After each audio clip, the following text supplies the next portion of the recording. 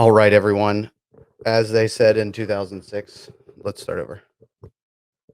All right, everyone. As they say in 2006, as the kids say, we have to ghost ride the whip today.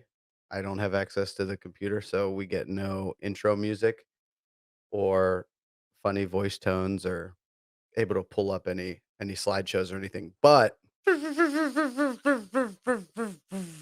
we have that. So we're in there like swimwear. And we got some feedback from one of our fellow podcasters, Shannon. If you didn't know, she said we need to just jump right into it. So we're just going to get right into it. And what the people want to know, probably the most important thing about this whole race, is T2. What was your T2 time, Drew? Well, T2, first of all, Elliot, for the lay people, my T2 time was 1 minute 57 seconds. Oh, nice. That's actually really good. A T2 time is the second transition. So it's the transition from the bike to the run. What was your T2 time, Elliot? Oh, great question. My T2 time was 1 minute and 42 seconds. So infinitely faster. 15 seconds of infinite time. Because if you think of time in a circle, how many plots can you point on a circle? Like how many degrees? Well, there are 360 in a circle, but there are infinite number of points on a circle. So if we think of like seconds and point seconds, there would be an infinite amount of time in between 1 minute and 42 seconds and then 1 minute and 57 seconds. I'm even tired just saying that whole number. It's a long time. It is. It's a long time. What were you doing? Putting my shoes on, I think. Oh, all right. So overall, do we want to start with the positive or the negative of the whole event?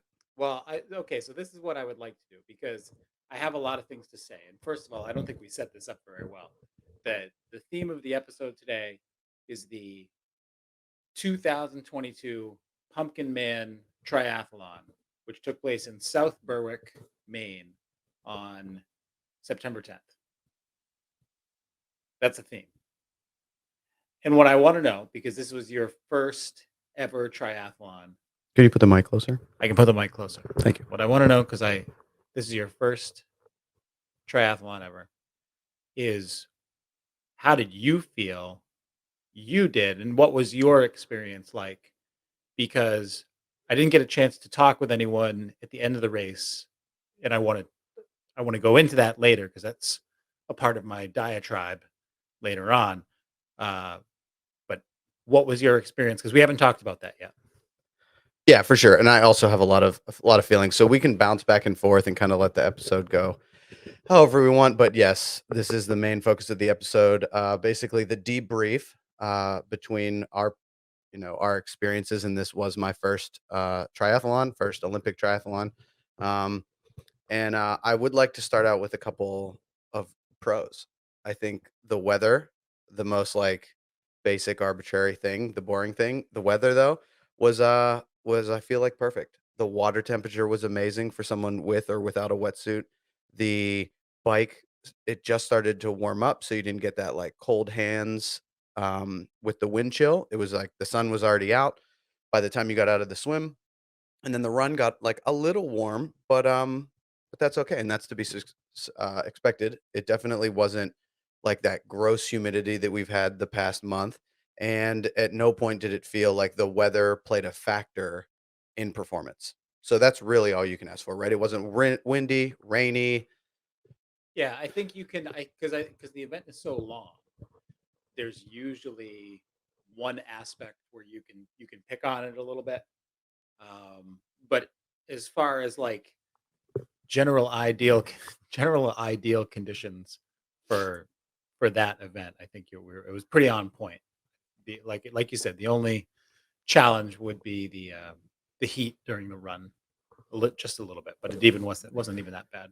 Yeah, and then the second one, I've been to. I haven't done a triathlon, but I've been to a few, athletic events, and I think in terms of volunteers and organization during the race, it was amazing. The people there, they to cover that span, and I had never seen one, so maybe it was terrible or whatever, but I felt like I was like personally taken care of.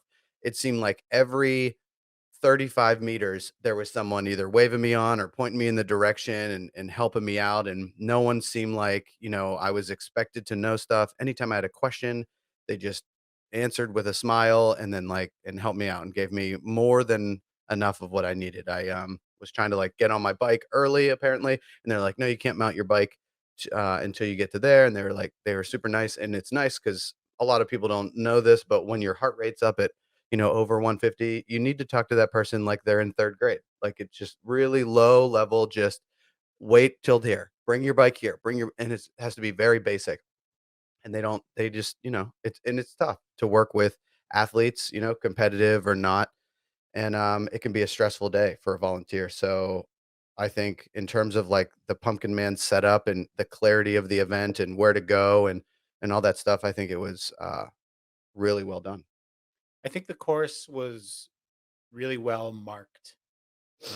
One of the fears that I always have is getting out onto the bike, and and we previewed the course a couple of weeks ago, so we kind of knew in advance what to expect. But we haven't been out there met that many times, so even though we know what to expect, when you're in that moment and you're tucked in on your aero bars or riding, almost at your limit, you're not thinking about, oh gosh, I've got a left turn that I've got to take in 1 mile, so I've got to be aware of that. Like that was very clear though, with as you said, the number of volunteers was phenomenal, um, and they were all very well informed too, which was great because I had a number of questions later on in the morning that they were able to answer or direct me to someone else. Um, so they did a nice job there for sure. Very nice. And then I guess not the last pro, but one of the main things was the course itself. I think that would be probably from what I have swam in open water and different ponds and rivers, and I did do a little bit of bike riding in terms of the course safety and course ease. I think it was an amazing course as well. The bike ride was decent. It had some good hill challenges that you needed to be prepared for. It made some people walk. A lot of people were able to conquer the hill, which is what you want to see, right? You don't want everybody to just blow past any course and there was no problems. You want a little bit of, maybe 10% of the people struggle and then 80 to 90% do really well. And then the last whatever percentage, crush it. And they're like, oh, this was easy, and then I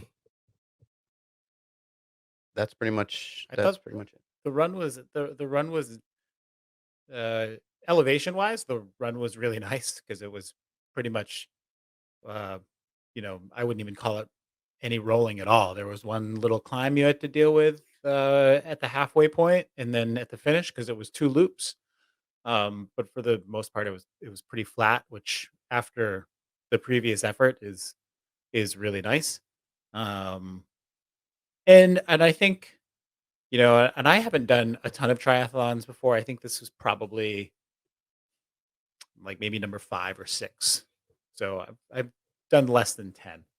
Let's put it that way. Um, a lot of the courses, because they're so these distances that we're talking about are so gosh darn long. They have to do two loops of something. So that can sometimes get a little bit monotonous. But in this case, I thought the run course was very nice, very accessible to everybody. The bike course was really flowy and really good. And I thought the swim was better than than what I thought it was going to be. I like that they sent out each swimmer in pairs rather than do one giant mass start, um, which I can appreciate. Like that was nice to provide some space, because there's a really the entryway to the swim was very small. So if they tried to do 150, 300 people at one time, it would have been really cramped and jammed, and people would have been swimming on top of each other. So it was the way that they spaced it out was well done. Yeah, I think there's pros and cons to a mass start like that, or just a 2 by 2. I think when you do the mass start, it kind of spreads out a little bit faster, and then you swim after you get out of the pack and the pack kind of starts to elongate, then you're kind of cruising. Whereas this 2x2, you kept like it had potential for there to be some traffic jams in some areas because depending on how people line up, because they weren't lining, you were just lining up. They weren't lining people up with by speed. So if they were like fast swimmers and then medium and then slow, then it would have immediately spread out and you would have almost felt like you were swimming next to maybe one or two people. But I had some instances where there was like a group of 10 or 15 of us just kind of trying to round a buoy. And then, they would speed off because the fast people caught up to me and that we caught up to some of the slow people that started maybe 1 or 2, uh, like 20 seconds ahead, and then, on that. But after the first lap, it was all pretty good. And then somehow, like, right near the end, everybody started swimming faster, so when you get to the beach. So, let's talk about swim times. Actually, I have a I have a military story if we have time for it. Yeah, go ahead. Training story. Okay.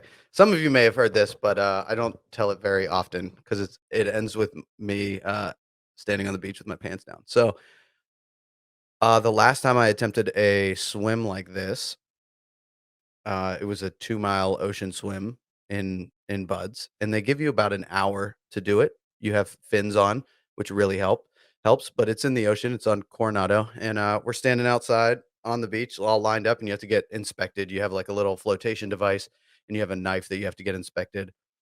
That rusts so easily, so it's nice because you have to like. It's not nice at all, actually.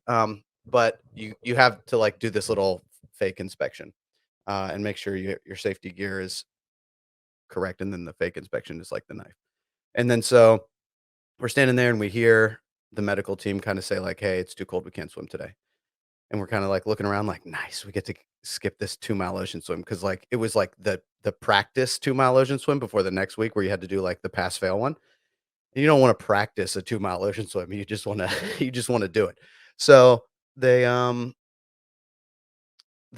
they're standing there like, "Yeah, it's 2." And then we hear an instructor yell like, "Get ready to get in the water and prep for inspection." And we're like, "But they just said it was too cold." So anyway, they put us in the water, and then all of a sudden they're like, "Oh, the water's good. We can swim." And we're all kind of like, giving each other that look like, how did the ocean go from like 62 degrees where it wasn't supposed to be all the way up to 67 within 20 minutes, right? So there was a little bit of conspiracy theory going on. But, so we're sitting in the water and they're making us wait, and then we finally start, and I'm, like, jackhammering, shivering in the water because they make you swim out there, and we have these shorty wetsuits on, but, I was, like, 150 pounds at the time, so I was, like, really shivering. It's first thing in the morning, so not much food in the system or anything, and I was just a small guy that didn't do well with cold. So I start swimming, and I'm paired up with this swim buddy, and we're not super fast, but we're definitely able to pass this swim, and, we were aiming for like 50 minutes, so like a 10-minute buffer. And so we start swimming and I'm like starting to get a little bit, I wouldn't say delirious, but like in my mind, I'm starting to get like dramatic. So we're doing the side stroke and I keep looking up at the sun to feel the sun go through my goggles to warm my face. And I'm like, I need this warmth. So every stroke, like you put your head back in the water and then I would look up at the sun and be like, ah, and this is like 20 minutes into the swim. And then so I keep like turning my and this is my perception, I keep turning my head to feel the sun, and then my swim buddy, like, grabs me by the shoulder and pulls on me, and he's like, "Come on, dude, what are you doing?" And I'm like, "What are you doing? Get off of me." And he was like, "Alright, let's go." And I was like, "Let's go." So then we start swimming again, and he grabs my shoulder and pulls on me again. He's like, "Dude, like, let's go." And I'm like, "What is going on?" So he tells me we're swimming, and it's like 20 minutes in or whatever, that I just stopped swimming face down and I was just like blowing bubbles in the water. And he's lifting my head out of the water because I'm just in the water going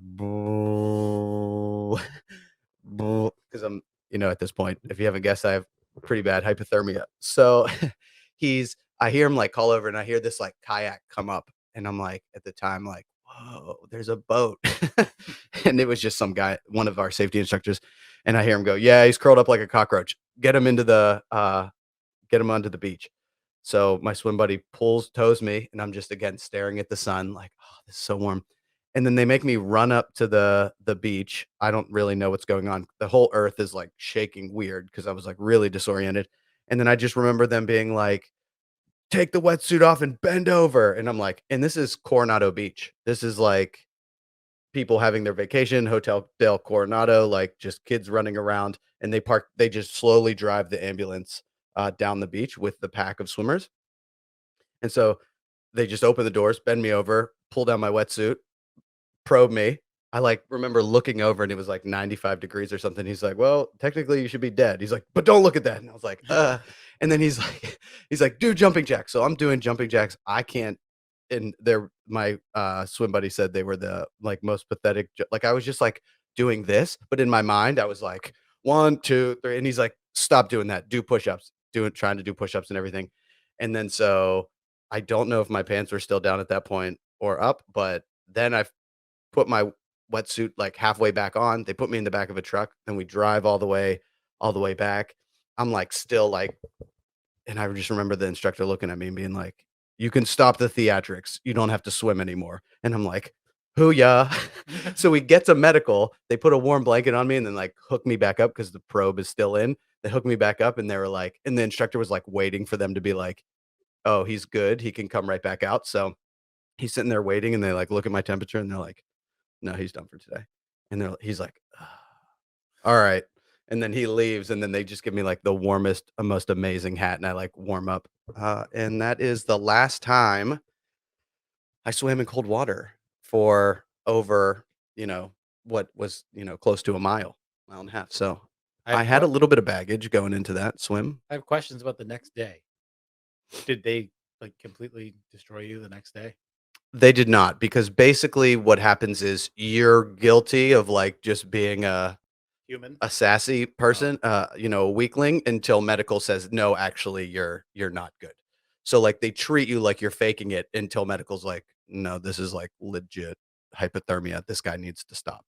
So, luckily, it was on a Friday, and then so I was technically done for the day, and, then I got to, like, go back on Monday and stuff like that. So, that was, getting anal probed on Coronado Beach for the first time as a 18-year-old. Which something we didn't have to do at the triathlon. I did not get anal probed at the triathlon, nor did I come anywhere close to hypothermia, Yeah. but that was one of my experiences with hypothermia, 1 of 3. Wow. Very interesting. So I was very nervous about what they said the water temp was, but the water temp was amazing. It was 74, right? 74, something like that. So very warm. I ended up opting to wear a wetsuit just because You didn't wanna get anal probed? I didn't want to get anal probed, and there was an element as I said, we had done the course a couple of weeks ago, and I was in the water and completely panicked about whether or not I was going to even survive. And the wetsuit for me was just more of a comfort Safety factor. blanket. Yes, little mental safety And blanket. when we did the little practice thing, you were kinda like, "That kinda made me a little anxious." When Yeah. we swam and practice, you were, like, getting your face in the water and didn't feel the most comfortable. Well, I didn't have goggles, I and told you that was you told probably me the that was going to biggest make a thing. difference, and it made a huge difference. I also wasn't towing a life jacket around my foot, That was not the best pro move I've seen, yeah. but Who would have thought drag would affect swim time? never knew. Um, so, anyways, I was really happy with my swim though, Elliot. You also swam really fast, yeah. Um, your per 100 yards is really good. I think that's yards, right? Not meters? 100 yards, yeah, Yeah. 208 per 100 yards. And I didn't write down those times for anyone else. I don't know why. That's okay. Mine was just above that. I think it was, 2:17 or something like that. It was, Mm. like, 10 seconds off, but that's what I was aiming for was, like, that 2-minute 2:08. But I had a really hard time the first lap. Like, I felt like I just couldn't I had to keep breaststroking, and I kept, and this is where we get into some of the negatives. Most of the people that were on the swim were pretty chill, and you could tell they all knew that we were swimming together in the pond, like, trying to go fast. So everyone was being respectful because they know when you swim, your arms are flailing and your legs are kicking. And then maybe like 1% of the people, it was like their lane, right? And it was their time to win and it for whatever reason. So every once in a while you just get like this guy like tomahawking his arms or lady. I got a run in with like a very aggressive woman that was really trying to round the buoy. And you're just like, I know you want to go fast, but like chill. Like we can just so I think some people in that take it like it's, there was a half a million grand prize and you got extra points for kind of taking people out. Yeah, I didn't. I only had. I didn't have too many altercations with people because I did feel like things were spread out pretty well, and I think people gave each other a fair amount of room. But there are some. There are some moments out there where I was just in my head. I was like, "What is this person thinking?" And I had one really frustrating moment where someone was swimming faster than me, but not swimming that much faster than me. But they kept hitting the back of my foot with with the top end of their stroke, and it's like we were on a completely open and straight section of the course. It wasn't like we were rounding a buoy or anything like that. It's like you can feel me. You're recognizing that I'm here. There's plenty of space for you to go around. And it's like one stroke at a 45-degree angle, and then you can just be in your own lane, like a whole pool lane. Like it wasn't like this was a course that you can't be off or narrow or anything. And yeah, some people are just like, "Oh no, tapping the heel means I'm going in the right direction or whatever." Maximizing the draft in the water. So I don't know what I don't know. I don't know. That was a little wacky for me. There would Um, also be people that you were swimming a little bit faster. So obviously, swimming the faster you swim, the more likely or less likely you are to get past, and the more likely you are to like just slowly pass people or be the same distance away from people the whole time. So if you're a very slow swimmer, you get nothing but passed. So you're running into all different people, and you you just you just meet some interesting people in the water. the water is an interesting place. I mean, it's also just a very. I would also argue it's a relatively boring place. Like other than those moments, it's the water is like it's 40 minutes or 30 minutes or whatever it is for whoever's out there of just you kind of in complete isolation mentally unless someone does something, and that's what makes the water really weird. It's like you're 100% laser focused, and then someone hits your foot, and you're like, "What the hell was that?" Yeah. And then you can't kind of get all out of sorts, and that's why the water is so I don't know. It's such an interesting place. I mean, maybe your mind was calm, but I talked to a few people and it was kind of just like, well, what's actually happening is very smooth, calm. You just look out and you just see people swimming. But I think in people's minds, it was almost like a mild fight for their life. Like I think if you could see like cortisol levels and anxiety levels, it's definitely the most anxiety thing for most people. Like if you really like swimming or you came from a swimming background, you're probably like, oh, I can't wait to just do this. I'm gonna get so far ahead. But I think most people are like getting splashed in the face and people and I don't wanna say grew up, but a lot of training in the Navy with and even in rescue swimmer school, just being crowded, being pulled on, they teach you kinda how to fight a little bit in the water at rescue swimmers. So it's like, I'm not super fast in the water, but, like, if somebody's, like, trying to swim on top of me or someone's, like, pulling on me or, grabbing my head or whatever, or I lose my goggles, it's kinda like, "Oh, that sucks." It's not like a, "Oh my gosh, don't take me down. I need to stop, pause," stuff like that, and there were definitely people like that. So shout out to them for, gritting that out for almost an hour. True. I'll close the swim with this story because I think I've told you this before that years ago when I did Ironman Lake Placid, which is the only Ironman I ever attempted, and the the last triathlon I've ever done. So that was back in 2007. Fast forward to So 15 you have years. baggage too. I have yes, I have lots of baggage. But we were out in the swim, and it's a 2.4 mile swim, and the first lap is 15. I think it was like 1,500 people, 2,000 people, something like that. Mass start all in the water, and I had finally like found a groove and I was out swimming, and then someone swims right over the top of me. And my mind, to give you some perspective about where I was in 2007, my mind, instead of panicking, I immediately thought of the Seinfeld episode where Kramer starts swimming in the East River and gets trampled by a bunch of people who found out that, like, this is the thing to do for your back. And I start laughing in the water, not even halfway through the swim at the Ironman Lake Placid. That was a disaster, but funny to talk about. Transition one, running up that hill. Did you run up the hill the whole time? No, I did a quick jog the whole way. And it's funny because I have the slowest T1 time in the game. 4 minutes and 51 seconds. Part of it, I think, 90 seconds of it, I will say, tying my shoes. And this is the one we want to fast forward all the way to the end. One thing that I was kind of disappointed about, and one thing that I don't think that you should think about in these types of competitions in terms of progress is I immediately thought, oh, well, if I were to do this again, I could just I would do better shoes and then I would have, and I started thinking of the things that I could buy that would make my time 2 minutes faster, like almost 2 minutes faster, not only getting into the shoes, but then when I transition in T2, slipping those off, like popping those little things and slipping them off is again even faster. And it's like, you're not getting faster. You're not becoming a better triathlete by just buying aero bars. You're just in a better position the whole at least aero bars, like, you're still kind of doing the work, but, like, the difference between tie shoes and the clips, it's just like so that kinda was a frustrating pain point for me well, I in think transition. I think that aero bars is a different discussion, but I think you're talking about, like, the whole equipment idea that, like, if you look at your times, you could gain.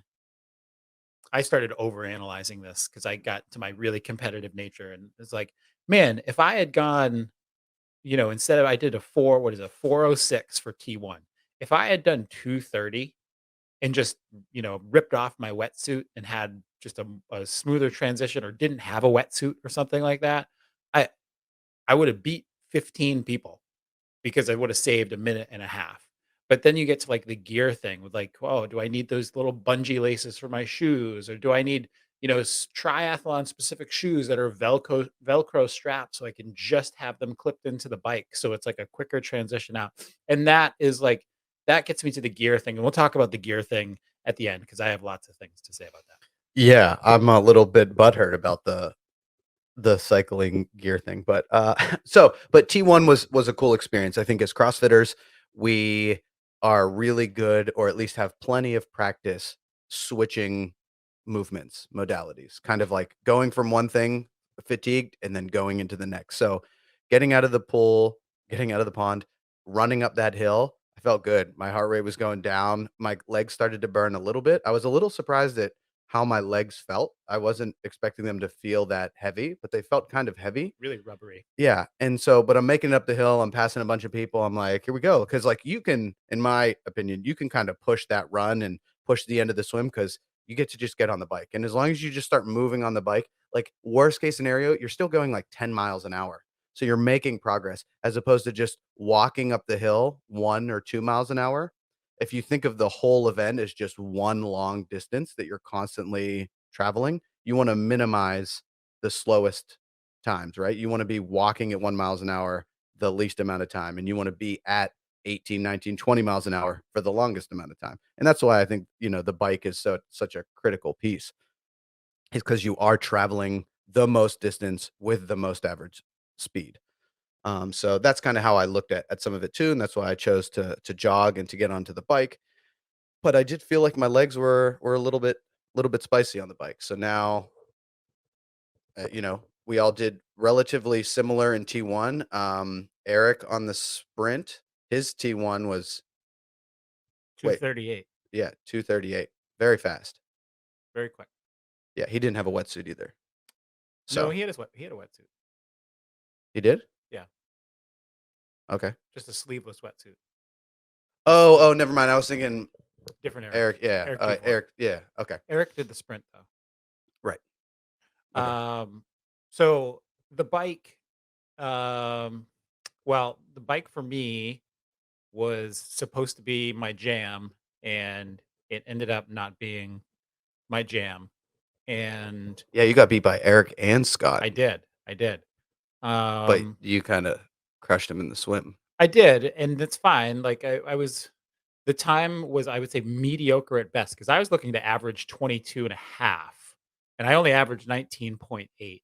But my and this is getting back to this, like, there's like a triathlon gearhead problem that I think exists that, like, you know, where you have like all of these different things that you can attach or you can buy that are supposed to make you faster. And aero bars do make you go faster.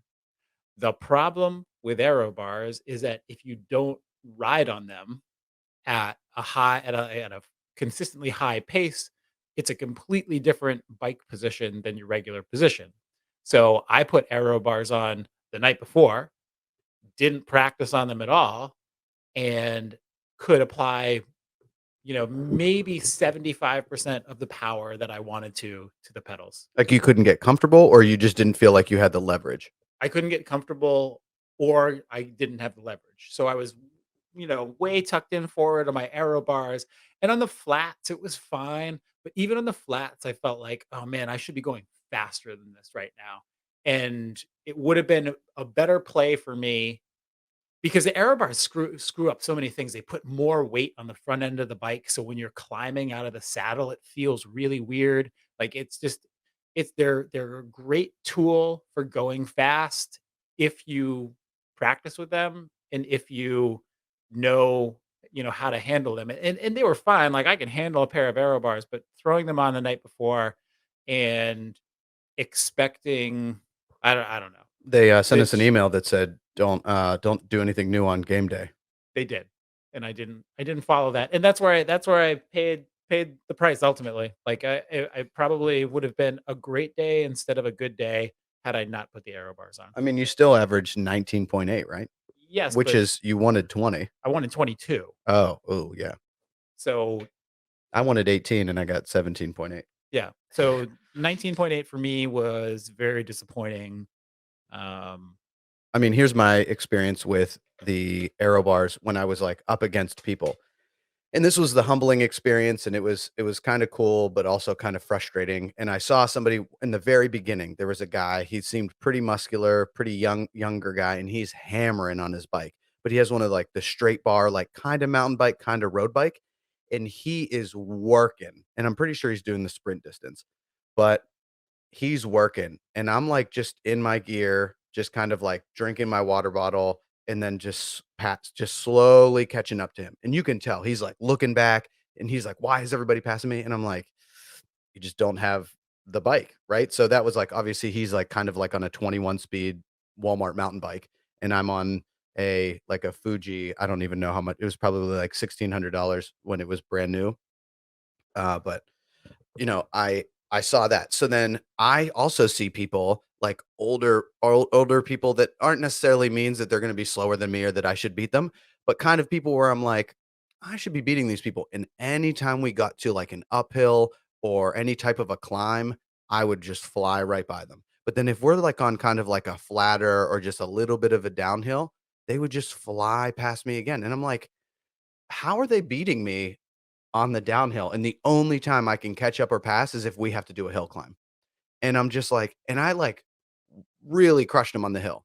Like, they were going, like, really slow. And, maybe that was their pacing or whatever, but I was like, "How" like, I can understand why they would beat me on the downhills because they're just in that tuck position. They don't have to work as hard, and they can shift up and do all that, but it was just one of those, like, wow, this is the difference between just knowing, like, better positions, and, he was obviously a more experienced rider than me. He had, like, an Ironman, uh, tri-suit on and stuff, so that had been worn a couple of times, so, he had more experience, and he was probably more trained in that, but it was just weird for, like, I'm pretty good at judging if I can if I'm fitter or stronger than somebody in an event like that, and, I was just feeling like I was putting out so much more power, and he just kept passing me, and then I was passing him, and he was passing me, and then it happened with both men and women. There'd be women that would just fly by me on aero bars, and I'm just like, "What is happening?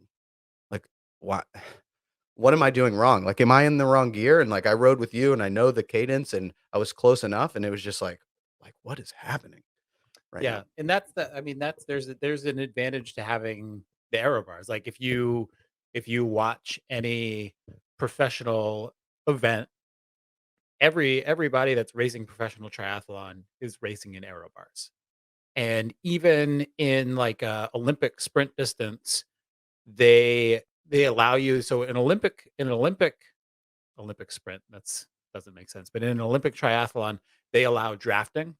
So what ends up happening is the riders end up riding in a peloton or in a group, but they still have aero bars in case there's a breakaway or a small group where they can get into that more aerodynamic position. There's a clear advantage to being in that position. And if you can ride comfortably in that position for 25 miles compared to someone putting out a similar output for 25 miles with no aero bars, the person with aero bars is gonna go quicker because they have that stronger position. So that's definitely can be a frustrating piece. Yeah, and it's like, "Oh, well, it's only half a mile an hour faster on average or a mile an hour." And that I mean, that's the difference between some of us, right? Like I'm almost at 18, you guys are hitting 20, so it's 2 miles an hour. You would have only beat me by like, 4 or 5 minutes. Well, not you, but the other guys. uh 4 or 5 minutes if, I was able to average another mile per hour over Right. the course of 25 Every 25 miles. But every mile is about, every mile per hour is about 3 minutes and 20 seconds. But I'm And a little more okay with the whole buying aero bars and then getting a faster time because it's a new piece of equipment. You're getting a little bit better. It's kind of 50-50, right? It's definitely a better position and but you still need to put in the work in that position. The shoe thing and like the nicer the $500 wetsuits that like help you like really flow through the water. And I'm not really sure how much better I would have done in a wetsuit, but you could tell there are people that wear wetsuits because it just like brings their hip up and it allows like average swimmers to become slightly above average and really bad swimmers to be average swimmers because it just planes you out and then you can just swim. So, uh, I'm okay. I'm kind of okay with the air bars. I don't like the TT bike, like wholly fully closed in back wheel. Their thing looks like it's like their bikes from Tron, and I'm just like, and they just fly by me, and I'm like, I have pretty powerful legs, and like I would have to sprint the entire time to just hit that speed, and you can tell they're not like this is where I pass everybody. They're doing the same thing I'm doing, but they're just like "Woo, woo, woo, woo, woo, woo, woo, woo, woo," and they just fly by and you're like, "Oh, bye." I think what you have to keep in mind, and this is what I have to remind myself with triathlon, is that there's a very small percentage of elite triathletes. And then once you get outside of that elite triathlete zone, the quality of of athlete is so diverse and so mixed and so probably, I don't know, looking at placings doesn't give you a good sense of someone's athleticism. And triathletes in general drive me a little bit crazy because they're they're they're not they're not discipline focused enough to be like good at one particular thing, which is Be careful, you're I bumping know, up I against know, I CrossFitters. know, I know, I know. But I think like as a coming from a cycling background, what's always driven me crazy about triathletes is that there's such an equipment focus on going faster, but not knowing how to use the equipment properly. And so this happened at the race. I was passed by someone on this beautiful $7,500 Trek time trial bike with, you know, it's exactly what you're talking about. I don't think the rider had a disc wheel, but they were rocking like Zip 808s or something like that, like some ridiculously, thick rimmed wheel, full aero setup, every aero helmet and everything. So we get to this left-hand turn. I think you can probably picture the turn. It was the only like real challenging The turn. one where you had to slow down or else, like, you would go into the woods? Yeah. Yes. And this rider decides I'm going to take this turn in the aero bars, and her I think it was a female rider, and her rear wheel slipped out on like what looked like a little patch of oil or something in the road, which happens everywhere, and she was done. Her day was done. She went right off the road. Like That might have been the girl that got 3rd place. it's You might have seen so fast forward all the way to the end, there was a girl that podiumed that her face, she looked like she kinda got into, like, a fight with a bear. Almost, like, looked like nose broken, bloody cheek, like, action hero, I've been fighting this whole movie, and they, like, have fake blood all lined up on my face. That's That she was probably her, because it was a horrific looking crash, because there was no it, a lot of times you can crash and you can kind of like let your body go limp and fall the right way, and she was like, that was a broken leg waiting to happen. I think that's who podiumed 3rd place, yeah. She probably would've won if she wouldn't have so you saw that happening. Yeah. No amount of money can save you from a crash. Right. Right. Right.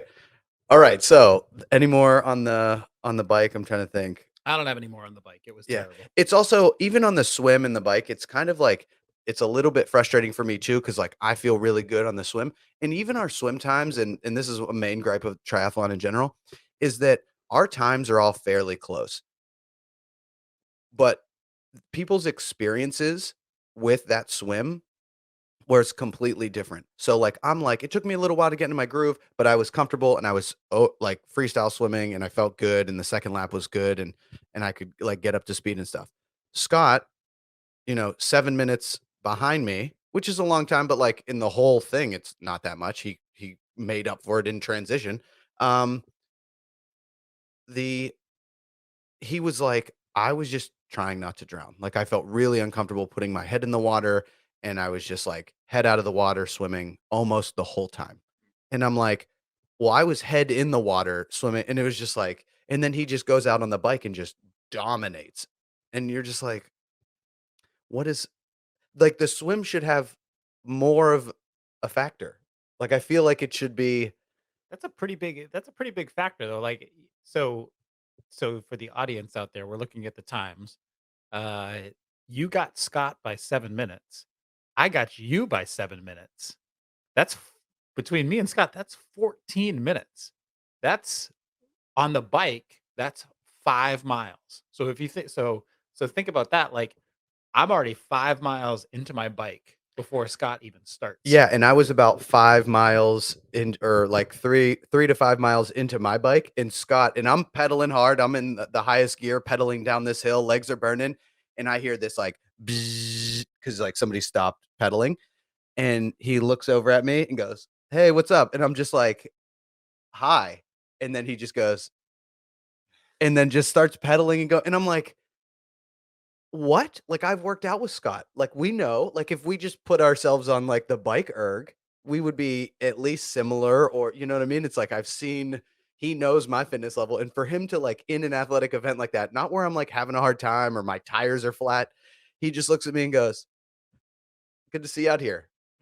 Hated the swim, felt like I was gonna die for an hour, and now look like, oh, see you later." And then Eric Salvich, same thing, just, like, comes up to me, gives me the head nod like, he actually just stares at me, puts his head back forward, and then just go and, like, not even like a, "Alright, we're gonna, like, battle back and forth," just a clear, like, I'm riding a tricycle, and they're biking, and I'm like, "What is happening?" That's a big That's one of the things though too, like on the bike, when you pass someone, you pass them hard, so like kind of gets in your head a little bit too. You're like, oh my god, my so every time someone passes you on the bike, your soul gets crushed just a little bit more. they did not look like they were working hard. See, your soul got crushed So just a little bit. yeah, I mean, sure. But anyway, Let's so now let's talk about T2 in the run. oh, T2, the real where the real winners are, where it shines. Stephanie, 40 seconds. Okay, but was she wearing clip-in pedals or no? Oh, I don't know. Because like That would make sense. I think she was wearing sneakers on the bike, just was able to run in, didn't have to put shoes on, which is why her transition time was That's 40 so seconds. That's fast. She amazing. also loves the run, so she was probably just like, "Get me to this spot," Yeah, because like both she would say that both the bike and the swim for her kind of let's just do well and then let's run real fast yeah. because that's the fun part. So T1, absolutely smoked you. We probably should have just called it at that point. Yes, this was the 15-second defeat. Yes. Scott's transition was good too. And then when we got to the run, as CrossFitters transitioning to a hard bike effort, other than the at this point the 90-minute to 2 hour time domain, all of that felt very familiar. The 2 hour time domain didn't, as CrossFitters, right? Like you're not used to just being like, I've been moving my body for 2 hours. But in terms of going from a monostructural, very cyclical, smooth movement to now another monostructural, but kind of running movement, it feels awkward for everyone. But I think as CrossFitters, you're like, my body's really good at changing. I'm used to going from heavy deadlifts to running or pull-ups to running or, you know, rowing or bike erging and running.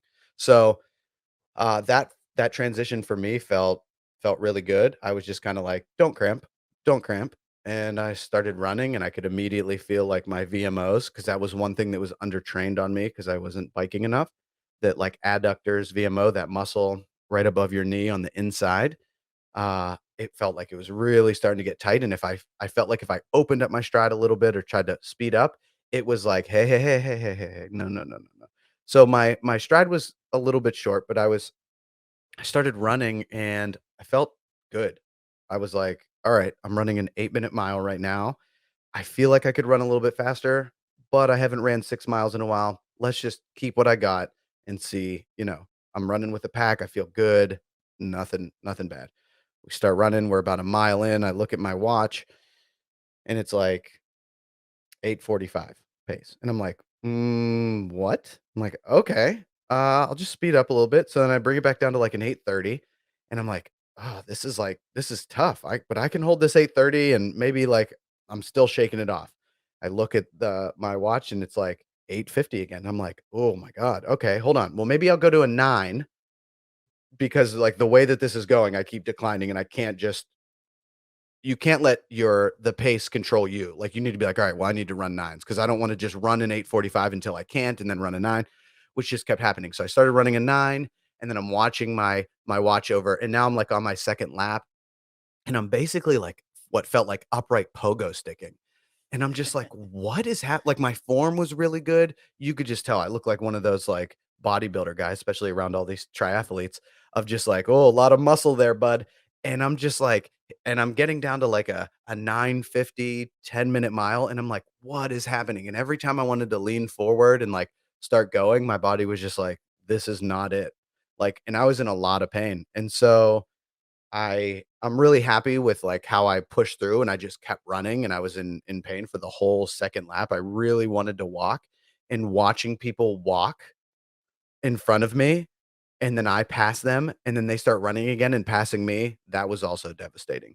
Because 'Cause I'm like, "All right, they're walking, I deserve to pass them." I would pass them, and then they would be like, "Well, I was just resting," so then they could just run past me. So then my mind starts being like, "Just walk for a little bit, and then you can pick up your speed," which is not a bad strategy, but I knew at that point where my legs well, in my body, I was like, "If I start walking, I might not go back again. Like, this Right. might be done," especially with the marathon row that we did.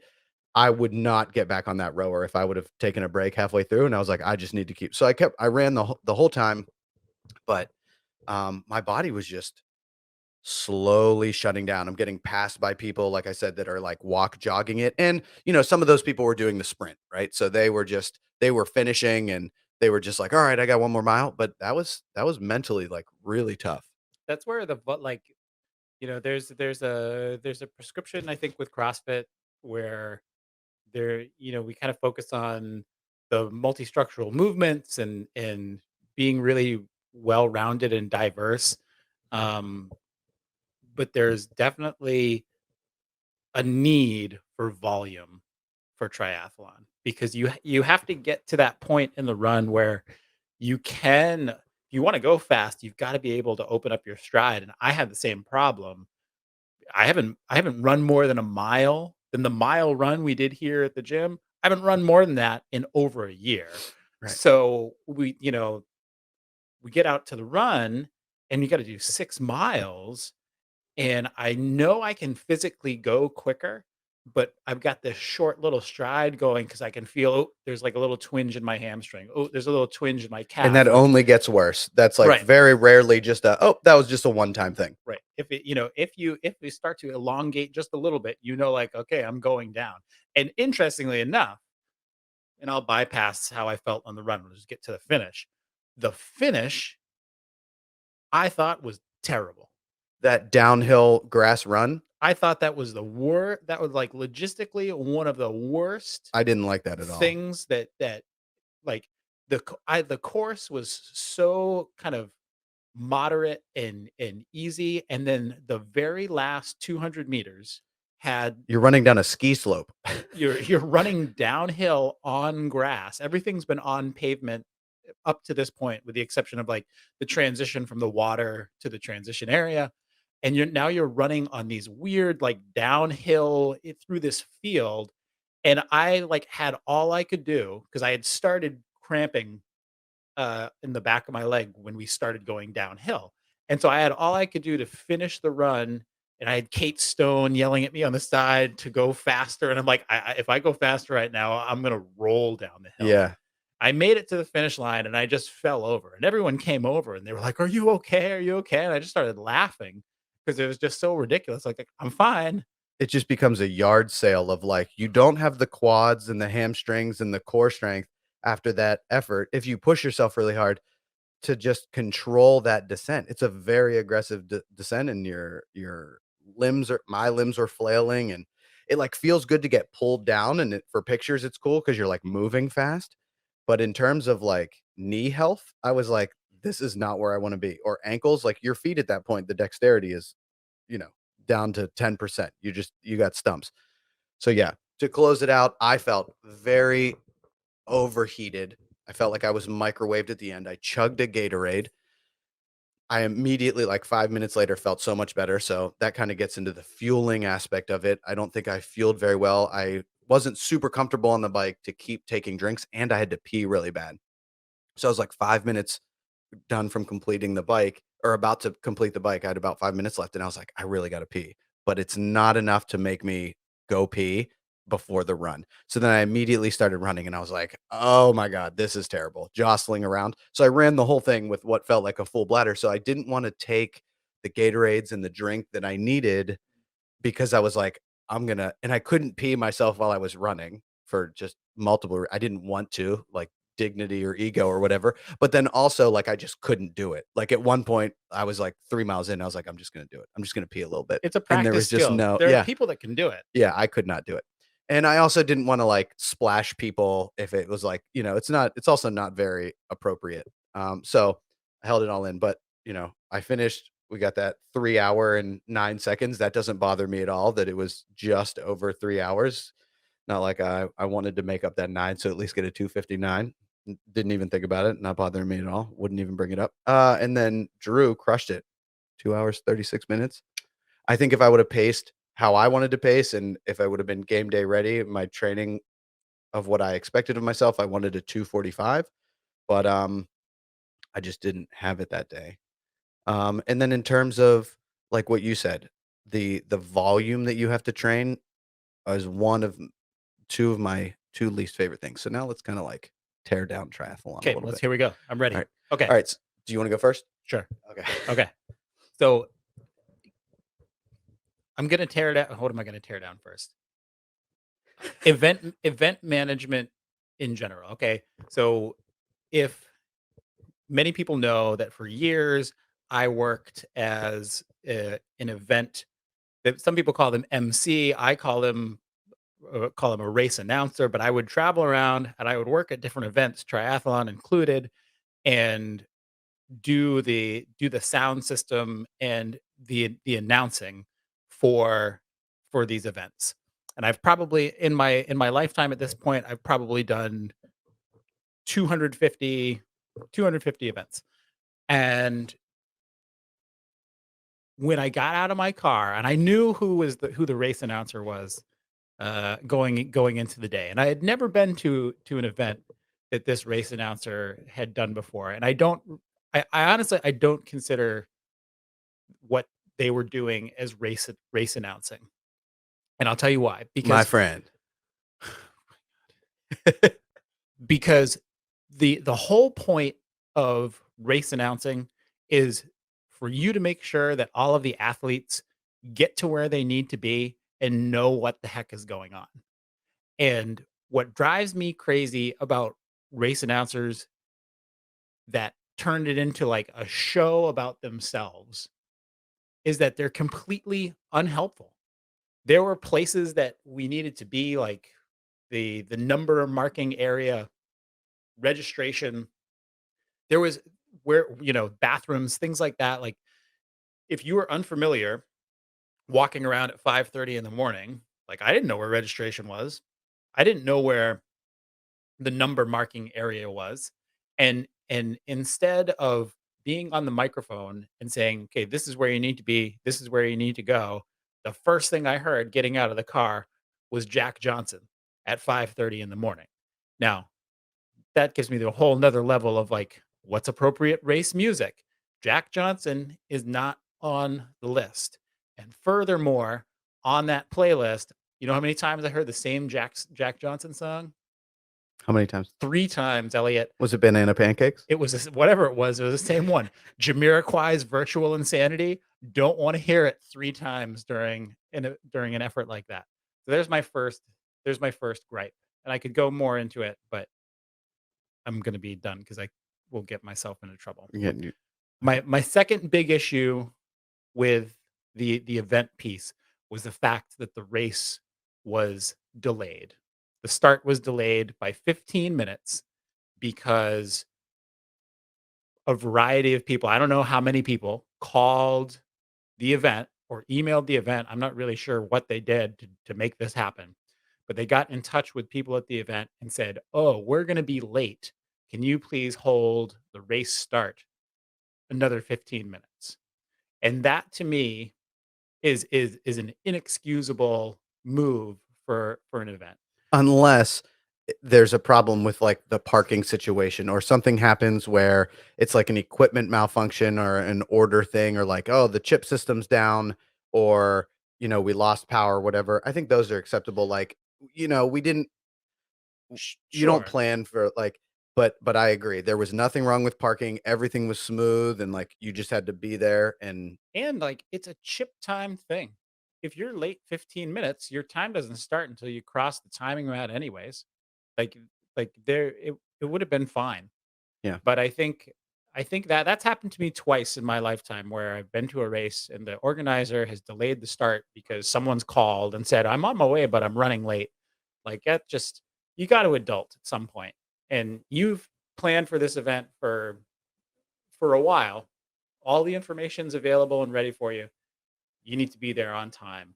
You need to be ready to go because it ended up impacting my day because I had to go to my son's soccer game, and instead of being able to hang out and see everybody finish, I finished. I walked through the food line and I went into the transition area and got my bike and got in my car and attempted to leave, and that was another fiasco of getting out of a parking lot area that didn't have an exit. But I'm not going to go into that. Go ahead, tear something down. I've got more.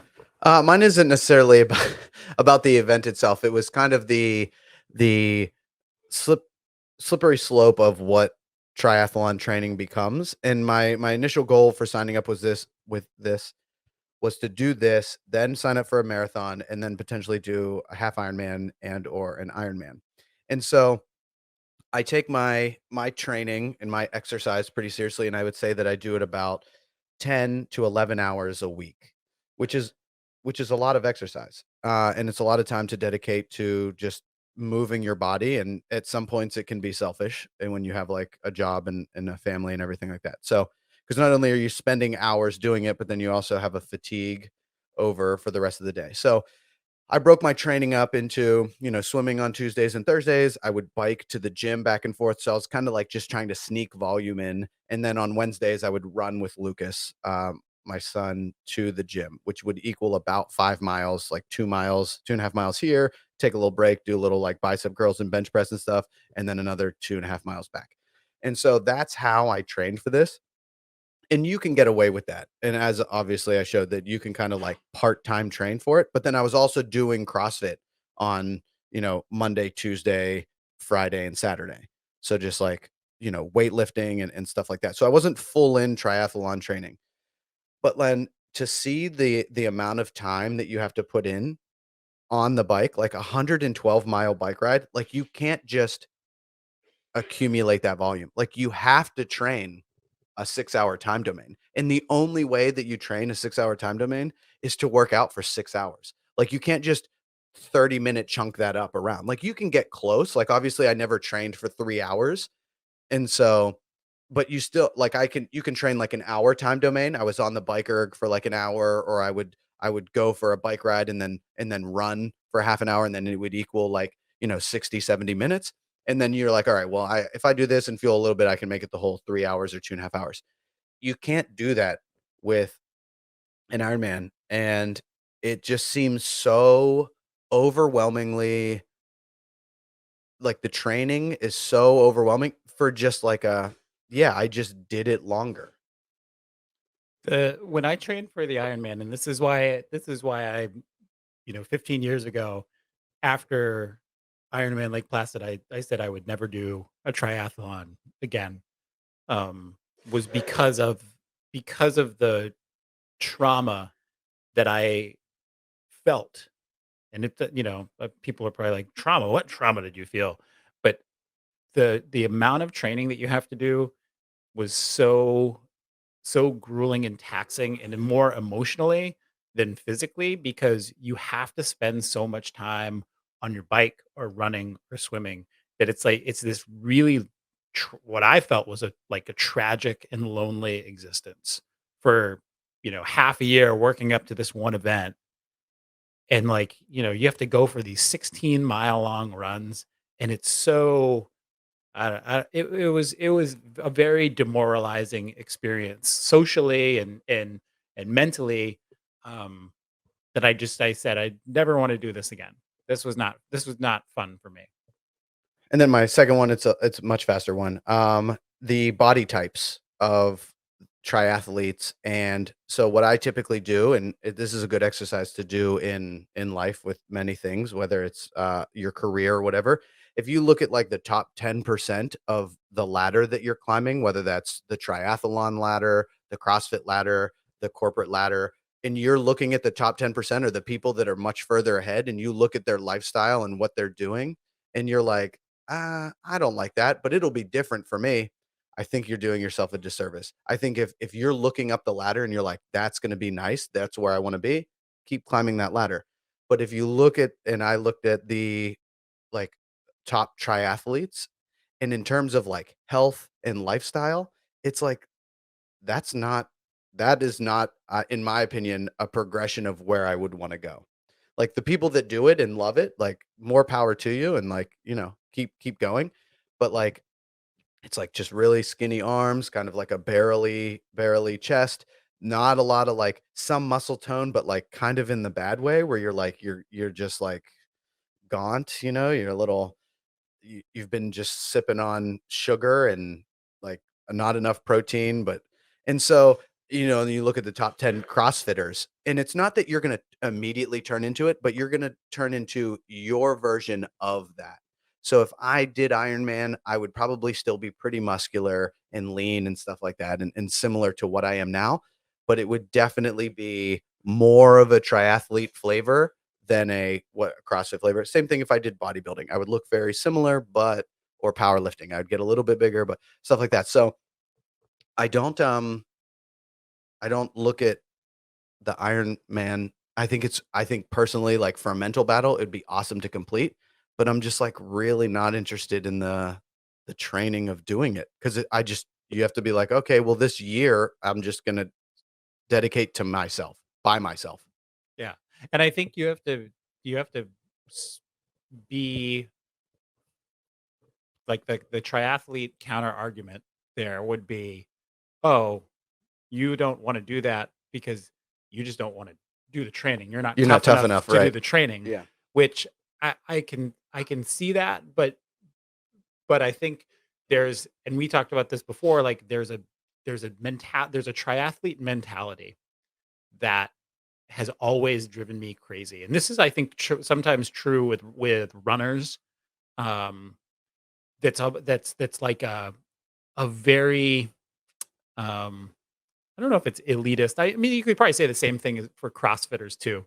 I'm sure there are Yeah. plenty of CrossFitters out there that exist, but I guess just like I think the caution for everybody is you've got to be well rounded, and you might think that you're really strong or really tough or tougher than another group, but there's always going to be someone that I don't know has a better mentality. I think it's triathlon has always been very I think it's a very limiting form of exercise. Um, I I mean, 2 of the movements are extremely similar. The biking and running are, like yeah, it's really close to the same it's like, it's and I have a really negative association with triathlon. Not only just for for what I was describing earlier, but like it put me into a really bad way, like physically and mentally with um, keeping up weight and trying to reduce like the amount of weight that I'm carrying around. Like that's a terrible way to go through things. Like you're not strong, you're not super healthy. You can get into some really bad habits really quickly if you're like, oh, I want to look like that person because they're fast. So what does it take to get there? That's not how you should be conducting your athletic career.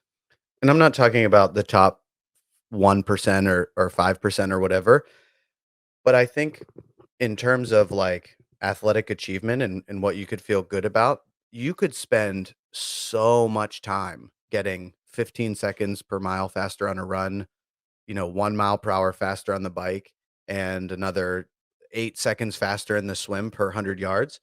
And all you're doing is kind of just the same thing, just a little bit faster. So when you progress in triathlon, it's only the time that you go down. And usually you're sacrificing that time going down with just more training volume and more expensive equipment. So it's kind of like for me, I'm looking at it and just being like, it's not super impressive. Like I did the thing and I'm not, top 1% or whatever. So that at that level, it's extremely hard. And I'm sure it's extremely painful and it does take this really strong edge. But for the everyone in like the 60% middle of us, if you're just doing it for like fun and an accomplishment, you you're not like it's not that hard. Like, most people can do it, but, like, you can't just uh, you know what I mean? Like, we had a very different array of people's attitude towards doing it, and everyone completed it. Like, if this was truly an extremely difficult event, we should have had, like, 2 or 3 people be like, "Oh, I didn't finish." Right. I mean, it's an exercise and moving. And as long as you keep moving and you don't stop, you're fine. But your heart rate never gets to, 175 or 180. Like it's constantly at like 140, 135, which is just kind of like a cruising pace. And it's tough over the long term, but if you have some fitness, you can do anything for 3 hours and I think as long as you keep fueled, like there's so many little games with triathlon with fueling and nutrition and stuff like that and that's a whole nother issue. But I mean, I think you're right. Like in terms of difficulty to finish it, ev- with given the proper training, you can finish this event. Like, I would say minimal train I mean, the sprint is different, like, obviously, the Olympic distance is a much higher barrier for entry, but, like, not to put her on blast, but, like, Julie biked to the gym one time. She didn't swim at all, so she like, you know what I mean? Like, she just showed up and was like, "Well, I'm just gonna make it." And her swim time, like, wasn't that slow. Like, obviously, it was a short distance, but, like, Sue swam a lot. She got a great time and was going fast, but then also Jen, I think she got into a pond or got into the water, like, 1 or 2 times in the last year to get used to it, and then was like, "Oh, I did it. Complete like, give me the sticker." It's just kinda like, "Hmm." And that was my big thing of, like, I'm I want them to hand medals out, but I want it to there to be, like, a time cap for people. Like, I would be totally okay with them being like, "You needed under 3 hours to get a medal, and then I didn't get a medal in the Olympic." Mm. I would be okay with that, and I would be more wanting to do it again and be like, "Wow, Yeah, I need to like, I get gotta that try medal." to I would try to earn the medal. But people that came in at Yeah. 4 hours and was like, "I just am doing this for fun," and the mimosas at the end, nothing wrong with that attitude and, like, wanting to do that, but to be like, "Here's your medal," it's kinda like, why don't why don't you just not why don't you just do it for fun, but not in I don't know, Well, like no, I think that the last I think we're probably, like, getting to the point where we need to wrap this up yeah, because we could keep going forever, but the last point that I'll make with that, that I don't understand it, or I understand it, but at the same time, like, this is what I've learned as an almost 40-year-old person, or this is at least my view as an almost 40-year-old person, is that if you're going to just do these things for fun, just to finish them, why do we have to pay $200 for someone to organize that? And I understand, like there's a mental component with, like, okay, if I didn't have this event to, like, that someone was organizing and someone was putting on, then I wouldn't do that thing. But maybe that's like this broader issue that exists with exercise and with people and with mentality, that this is an event that everybody could do. We have open space. People ride bikes, people run, people can swim. Do this stuff on your own. Set up your own triathlon to see if you can do it. Go and sign up for for a competition to compete. Yeah. So, like, the people that doing the competition, there really shouldn't be very many people unless it's, like, a fun competition. If you're signing up for a competition, compete. If there was a competition for this event, there should have been like 5 people there. And I wouldn't have been one of them. I Like, maybe would've, but we should have just got smoked.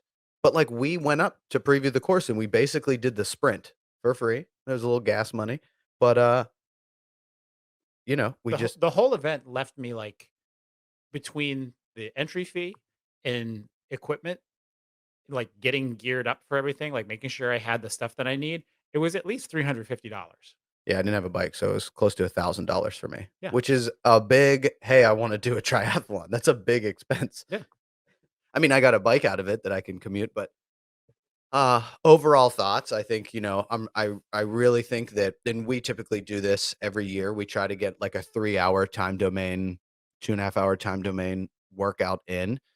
I'm still not completely canceling myself out for an Ironman or half Ironman or marathon or anything like that, but I just I'm gonna have a really hard time justifying doing the training to do a full Ironman at, like, this time like, maybe if I was, like, single and 26 and I just didn't have anything to do, it's truly just the hours that I would have to spend on a bike and running by myself, or even just with a training partner that would just be so unfair, and then my deadlift, my bench, like, almost every other aspect of my life would take a huge hit, but my times would go like, it doesn't like, it's just it's hard to justify. Maybe I'm not tough enough. Maybe not. What According were to we some, supposed you're to not. what were we supposed to ask them to comment right before we started? We said, "Oh, we can have them comment that in the at the bottom." Oh, I don't know. Not that anybody made it this far. Last question before we leave.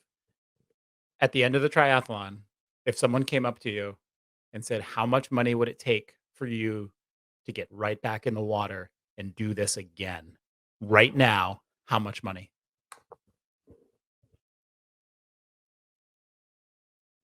Think of your lowest acceptable amount. Did I have to like finish on a certain time? No, you just have to finish it. Oh, I'd like my $1,000 back. So $1,000, you do it again. Would be the minimum. Yeah. I would have done it for 5,000? 500. Oh, yeah. So you said $500, do it again. I'd go in and do it again. Yeah. Especially if there was no time. Yeah. At $500, I'd have been like, no. $1,000, I'd probably have been like, yeah, I'll do it again. Okay. As long as I get to walk during the run and pee before I go back in before I swim again. Oh, all right. Hold on, wait. We are close enough. Let me give you some.